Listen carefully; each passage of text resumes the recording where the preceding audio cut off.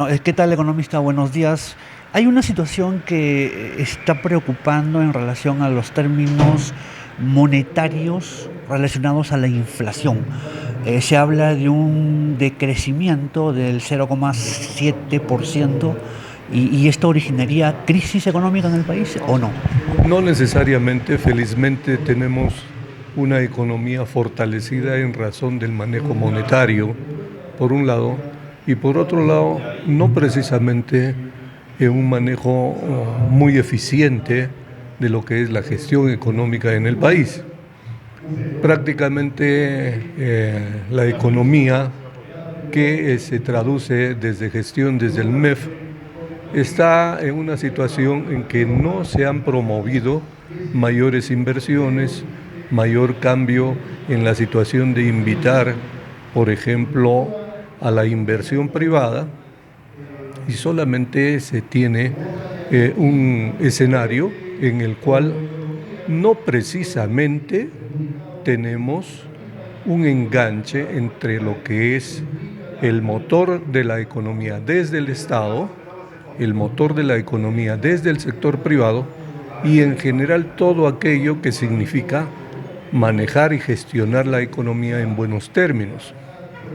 Más aún, tenemos un problema porque se vienen dando leyes que lejos de hacer que las empresas se sientan confiadas para invertir, no lo hacen.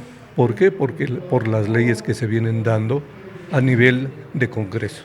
Los niveles de pobreza sería un factor fundamental para determinar crisis económica durante el próximo 2025.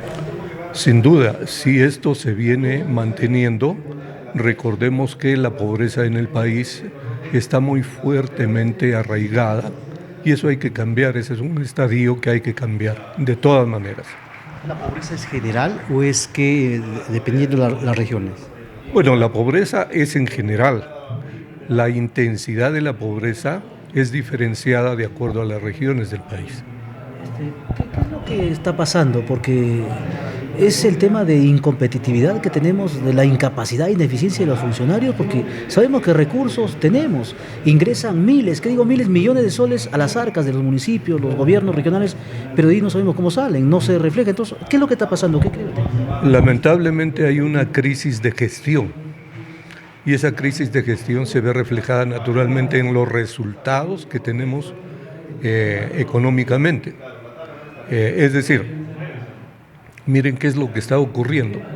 Por ejemplo, para hablar del tema central, en Lima, ¿qué ha ocurrido últimamente?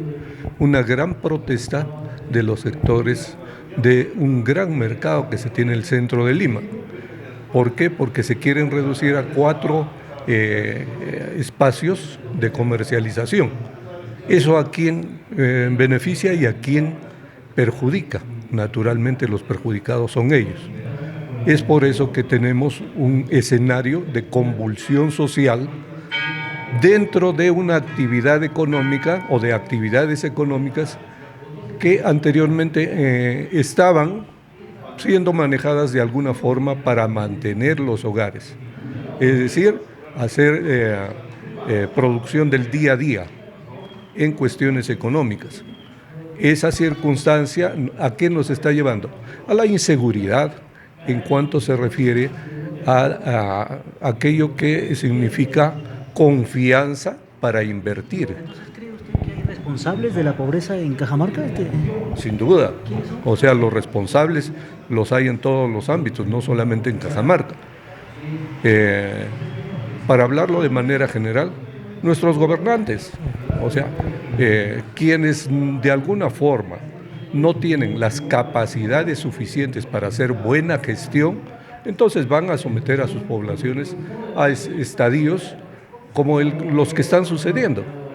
La falta de competencia de los profesionales que tienen que ver con todas las actividades que se manejan en determinada región, en determinado departamento.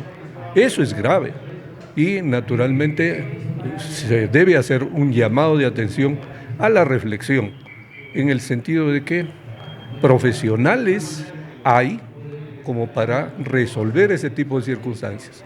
Lamentablemente, esos personajes que podrían ayudar a resolver esta problemática no son llamados. Y no son llamados precisamente ¿por qué?